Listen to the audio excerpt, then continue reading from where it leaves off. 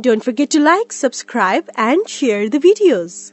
Hello, welcome to Ganesh IAS Academy. This is the special session. In this session, we are going to discuss about the UPSC Prelims previous year questions, and it is more focused on the economic question. So, the session is purely focused on how to crack the upcoming prelims exam in more easier way.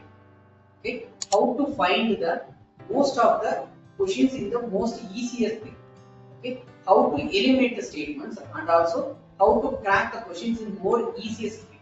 How to find the easiest pattern of question. Okay, which of the question you have to attend in the first one now. Okay, so all these things will be discussed here. Okay, so let's begin the session. Despite being a high saving economy, capital formation may not result in significant increases in output due to. Okay, so see, 2018 they asked this question. Okay, most of the questions are infusing certain terms into that question. Okay, like there is a question of human capital formation. Okay, and also another question is all about the opportunity cost. Okay, here it is speaking about the capital to output ratio, or is called as ICOR. Okay, incremental capital to output ratio. Okay, so this question is more focused on that term. Okay, so 2018 there is a more of many terms they infused into the question. Okay, so if you have certain knowledge about the terms means you can easily answer the question. Okay, so here they infused a term called as high capital to output ratio, which means incremental capital to output ratio. Okay, so despite being a high saving economy, okay, that is the capital formation may not result in a significant increases in output due to. Okay, so there is high saving. Okay, this saving is going as a capital.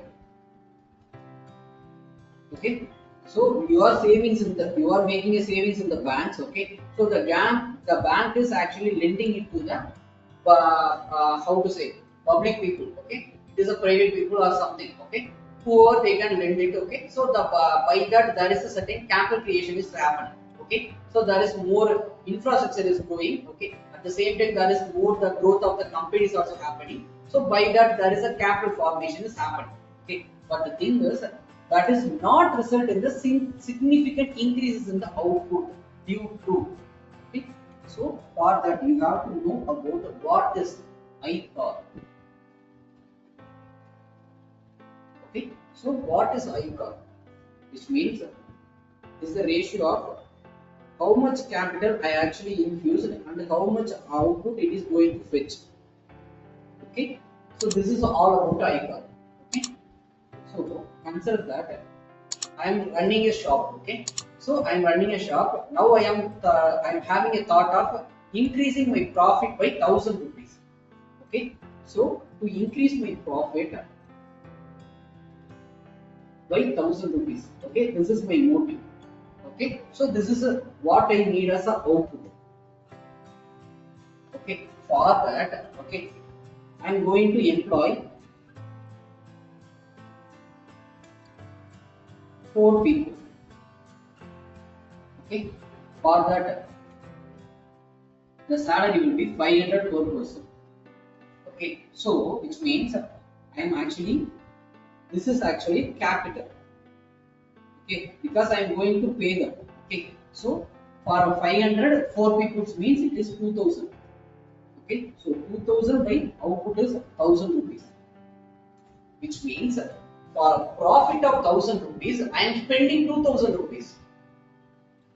Okay, so which means it is an inefficiency of the worker. Okay, so consider that I am employing the 4 people. Okay, and I am going to provide them the salary of 500 rupees means at least they have to make a profit as around 4000 or something. Okay, so consider that if it is not happening means it is inefficiency of that system, inefficiency of the worker. Okay, so capital by output, so it is actually greater than 100. It is actually greater than 1. Okay, so which means, okay, so it is actually the ratio. So it is greater than 1 means it is inefficient. So if the ICAR is greater than 1 means then it is inefficient. Inefficient working condition or inefficiency of the worker or else inefficiency in their company administration, whatever it is. Okay, so it is all about the system is not in that proper manner. Okay, so consider another example.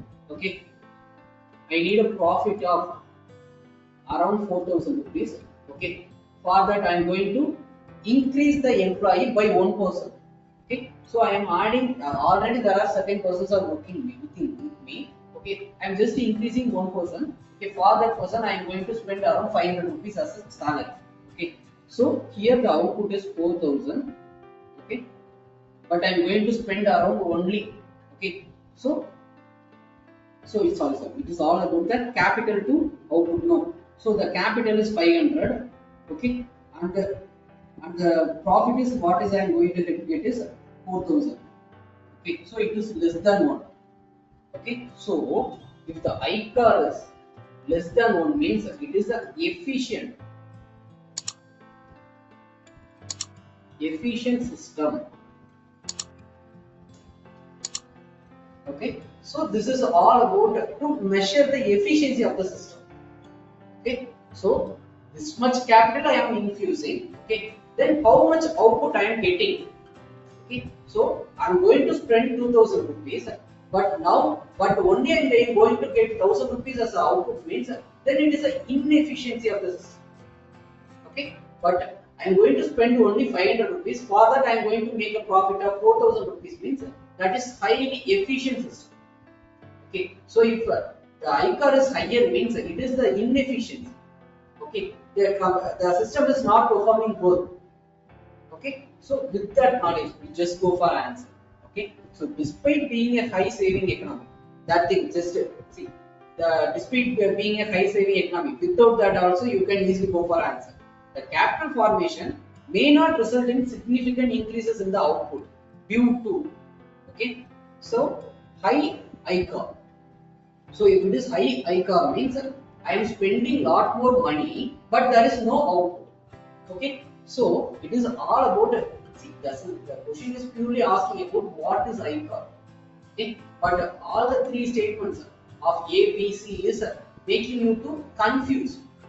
Okay, so to confuse you as a aspirant, they did certain thing. Okay, don't fall into the trap. Okay, so it is purely focused on capital to output ratio.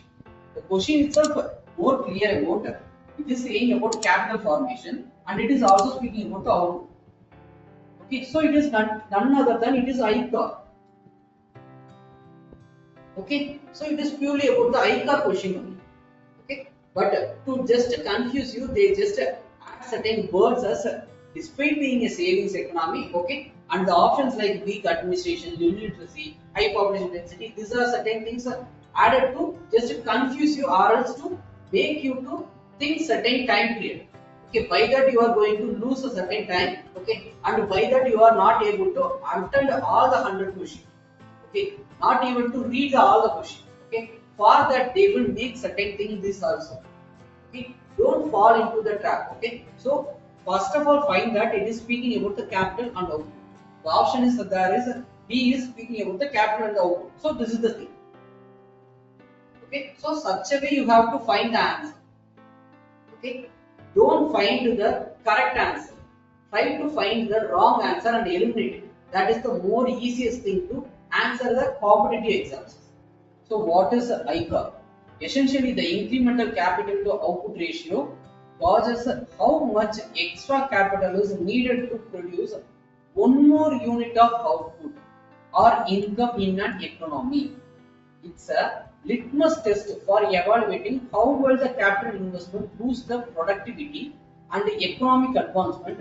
Okay, so simply put, a lower ICAR means the economy can accomplish more with less capital, pointing to a higher level of investment efficiency. Okay, so this is the thing. So higher ICAR. Okay, High ICAR suggests that an economy is employing a significant amount of capital for relatively modest gain in output. Okay, so it is, which means you are investing a lot, but you are earning certain things as much low. Okay, that is the statement of ICAR, high ICAR means. Okay, so this scenario raises a significant concerns for the policymaker as it implies inefficiency in resources allocation. Okay, then the low ICAR. Low ICAR demonstrates that economy can generate significant output with minimal extra capital. So for efficient economy, you need the lower ICAR. Okay, thank you.